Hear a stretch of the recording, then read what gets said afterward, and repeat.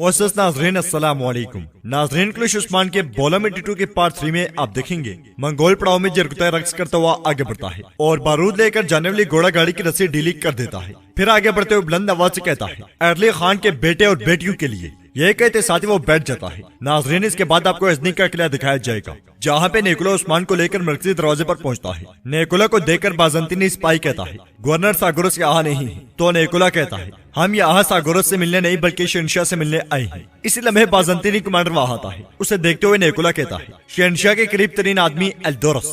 तो एल्दोरस पूछता है आया नेकुला आप यहाँ क्या कर रहे हैं? जवाबन नेकुला कहता है चले मैं आपकी तरह शहनशाह के करीब जाना चाहता हूँ। इस पर एल्दोरस कहता है कोई नहीं जानता कि शहनशाह यहाँ है। आप उन मालूमात तक रसाई हासिल करते हैं जो आपकी हद से ज्यादा है। तो नेकुला कहता है हम यहाँ कुछ अहम मालूमात लेकर आए हैं एल्दोरस, क्या आप शहनशाह को बता सकते हैं? तो एल्दोरस उस्मान की जानिब देखते हुए पूछता है ये कौन है? जवाबन नेकुला कहता है ये एक जासूस है जिसे मैं बरसों से तुर्कों के दरमियान भेज रहा हूँ और ये ऐसी मालूमात जानता है जो इसकी हद से ज्यादा है और ये वो मालूमात सिर्फ और सिर्फ शहनशाह को बताना चाहता है। जवाबन एल्दोरस कहता है नहीं सिर्फ तुम जा सकते हो नेकुला। इस पर उस्मान कहता है इसके यहाँ आने की सारी वजह सिर्फ मैं हूँ, मुझे जो बताना है सिर्फ शहनशाह को बताऊंगा। नेकुला भी नहीं जानता कि मैं क्या बताऊंगा। ये सुनकर एल्दोरस पूछता है बताओ तुम कौन हो? जवाबन उस्मान कहता है मैं वो शख्स हूँ जो तुम्हारे किलो को मंगोलों के पामाल होने से बचाऊंगा। यह सुनते ही एल्दोरस आगे बढ़कर शहनशाह के कमरे में दाखिल हो जाता है और कहता है एनागोल का गवर्नर आया नेकुला आपसे मिलना चाहता है। उसके साथ एक बदतमीज तुर्क भी है और वो जासूस होने का दावा करता है। यह सुनकर शहनशाह हैरानगी से कहता है एक बदतमीज तुर्क, आने दो उसे। इजाजत मिलने पर नेकुला और उस्मान शहनशाह के कमरे में दाखिल होते हैं और शहनशाह उस्मान को देखकर पूछता है तुम कौन हो? जवाबन उस्मान कहता है अरतल गाजी का बेटा सरदार उस्मान। यह सुनते ही वहाँ पे खड़े बाज़ंतीनी सिपाही उस्मान पर हमला आवड़ते हैं मगर उस्मान पलक झपकते ही उन्हें जमीन पर फेंक देता है और फिर एकदम से कमरे का दरवाजा बंद कर देता है। यह देखकर शहनशाह एकदम से खड़ा हो जाता है और नेकुला शहनशाह के सामने खड़े होते हुए कहता है ऐसे मत करो उस्मान, ऐसे मत करो। जबकि बाहर से बाज़ंतीनी सिपाही दरवाजा तोड़ने की कोशिश करते हैं। नेकुला मजीद कहता है उस्मान ये गलती मत करना। इस पर शहनशाह कहता है अहमक नेकुला तुम मेरे कमरे में एक तुर्क को कैसे ला सकते हो? यह सुनते ही उस्मान आगे बढ़कर अपनी तलवार शहनशाह के सामने मेज पर रख देता है और कहता है अगर मेरा इरादा जंग होता तो फिर इन दीवारों के सामने 10,000 घुड़सवार होते।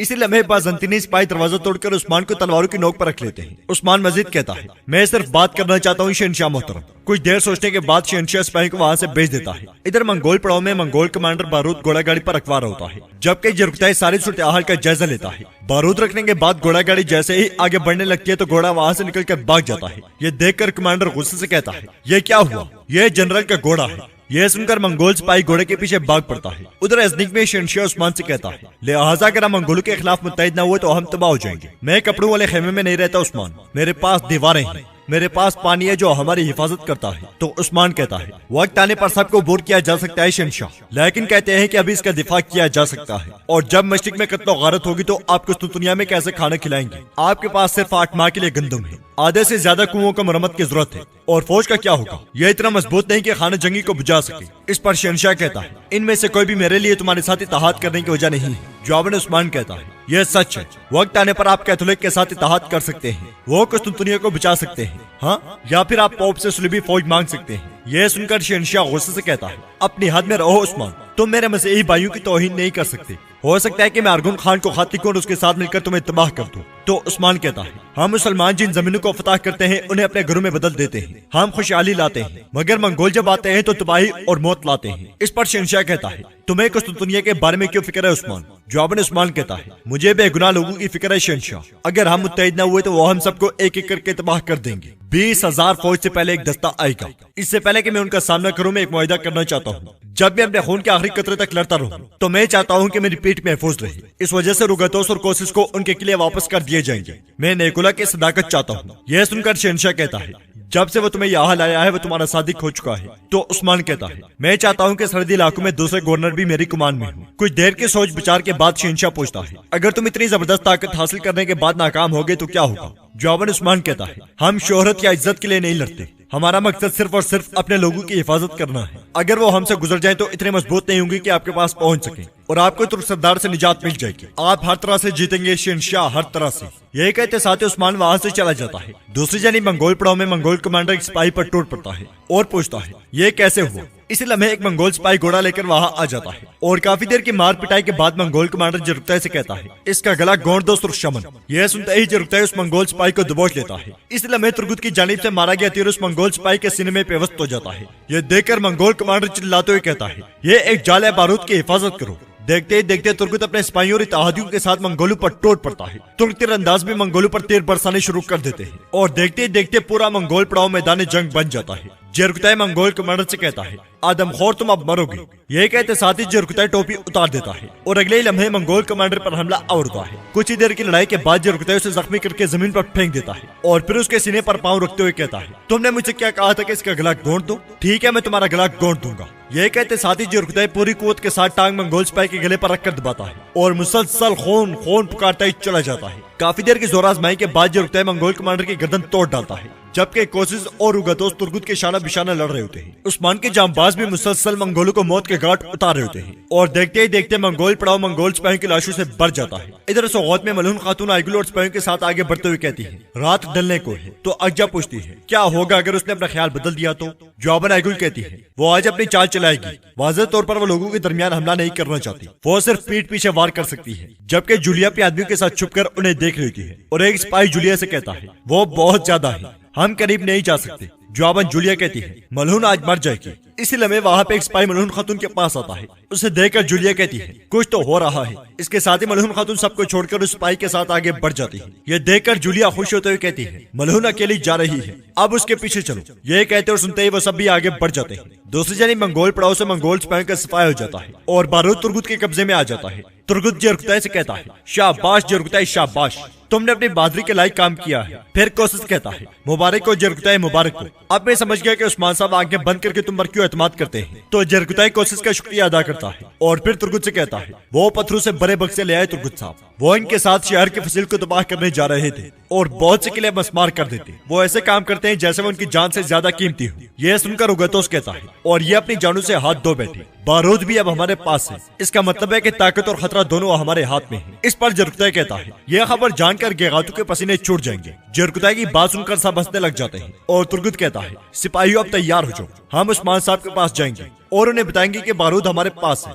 उधर उस्मान चरवाहे के साथ आगे बढ़ रहा होता है। इसी लम्हे नेकुला बाज़ंतीनी सिपाहियों के साथ वहाँ पहुँचता है और उस्मान से कहता है, मुझे यकीन था कि शहंशाह तुम्हें कत्ल करने वाला है उस्मान। जवाबन उस्मान कहता है, तुम्हें कई बार यकीन हुआ कि मैं मरने वाला हूँ। इसके साथ ही नेकुला मुआहिदा उस्मान की जानिब बढ़ाते हुए कहता है, शहंशाह तुम पर भरोसा करते हैं और ये उनके एतमाद की निशानी है। यह सुनकर उस्मान मुआहिदा लेकर पढ़ता है जिसमें लिखा होता है, जब तक हम गेगातू को इन सरजमीनों से बाहर नहीं निकाल देते तो मेरे साथ मुंसलिक तमाम गवर्नर आपके साथ खड़े होंगे उस्मान साहब। शहंशाह एंड्रियोनिकोस। मुआहिदा पढ़ने के बाद उस्मान उसे नेकुला को दे देता है और नेकुला कहता है, मुझे आपकी खबर का इंतजार रहेगा उस्मान साहब, अभी मैं जा रहा हूँ। तो उस्मान कहता है, मुकम्मल होशियार रहना, बड़ी जंग जल्द शुरू होगी। यह सुनते ही नेकुला सिपाहियों के साथ आगे बढ़ जाता है और चरवाहा एक नक्शा उस्मान को देता है। नक्शा देखकर उस्मान मुस्कुरा देता है। दूसरी जानिब जंगल में गेगातू वजीर आलिम शाह और कोनूर के साथ उस्मान को तलाश कर रहा होता है। तलाश करते करते वो उस मुकाम पर पहुंचते हैं जहाँ पे जरकुतय ने मंगोल कमांडर को मारा था। जलते हुए अंगारे देखकर आलिम शाह कहता है, वो अभी अभी गए हैं। तो गेगातू कहता है, जाहिर है कि उनके जासूस ने हमें देख लिया होगा।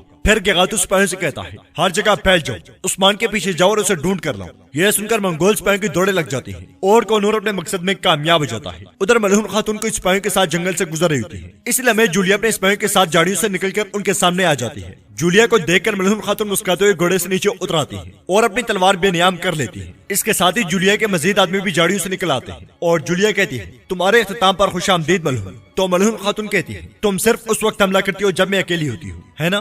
तुमने सौगौत में मुझ पर हमला क्यों नहीं किया? जवाबन जूलिया कहती है, मुझे मुश्किल काम पसंद नहीं, लेकिन अब तुम मरोगी। इस पर मलहून खातून कहती है, तुम गलत हो जूलिया, आज मैं नहीं बल्कि तुम जरूर मरोगी, तुम्हारी मौत बिल्कुल भी आसान नहीं होगी। यह सुनते ही जूलिया अपने सिपाहियों के साथ उन पर हमला आवरती है। लड़ाई की शुरुआत में ही बुरहान आइगुल और सिपाहियों के साथ वहाँ पहुंच जाता है और जूलिया को देखकर कहता है, मैं तुम्हें मारने आया हूँ कमीनी, आज तुम मरोगी। यह सुनकर जूलिया चिल्लाते हुए कहती है, जाल सिपाहियों जाल। इसके साथ ही वो सब घोड़ों से उतरकर जूलिया के सिपाहियों पर हमला आवरते हैं और बुरहान पहले हल्ले में ही बहुत से बाज़ंतीनी सिपाहियों को काट डालता है। मलहून खातून भी जूलिया पर ताबड़तोड़ हमले कर रही थी और कुछ ही देर की लड़ाई के बाद उसे काबू कर लेती है। यह देखकर जूलिया कहती है, تم مجھے کیسے پکڑ سکتی ہو ملعون؟ جواباً ملعون خاتون کہتی ہے یہ مشکل نہیں تھا جولیا۔ تو جولیا کہتی ہے چلو اب مجھے مار ڈالو۔ اس پر ملعون خاتون کہتی ہے تم آہستہ آہستہ مرو گی۔ اسی لمحے برہان بھاگتا بھاگتا جولیا کے پاس آتا ہے اور اس کی گردن پر تلوار رکھتے ہوئے کہتا ہے گونچا کے لیے۔ یہ کہتے ساتھ ہی برہان اللہ اکبر کہتا ہوا جولیا کو مارنے لگتا ہے، مگر ملعون خاتون اسے روک دیتی ہے۔ یہ دیکھ کر جولیا بہت خوش ہوتی ہے جبکہ برہان غصے سے لال ہو جاتا ہے۔ ادھر سوغوت میں عالم شاہ کونور سے کہتا ہے اگرچہ یہ کسی نتیجے پر نہیں پہنچا مگر تمہاری کوشش قابل تعریف ہے کونور۔ تو کونور کہتا ہے میں آپ کی تعریف سے بہت خوش ہوں وزیر عالم شاہ۔ اس لمحے جلالی وہاں آتا ہے اور کہتا ہے نیکولا نے اپنے سپاہی کے ہاتھ پیغام بھیجا ہے وزیر عالم شاہ، وہ خیمے میں گیغاتو سے ملنے جا رہا ہے اور وہ چاہتا ہے کہ آپ وہاں اس کے ساتھ چلیں۔ یہ سن کر عالم شاہ غصے سے کہتا ہے تو وہ ابھی تک زندہ ہے اور چاہتا ہے کہ میں اس کے ساتھ چلوں؟ ہاں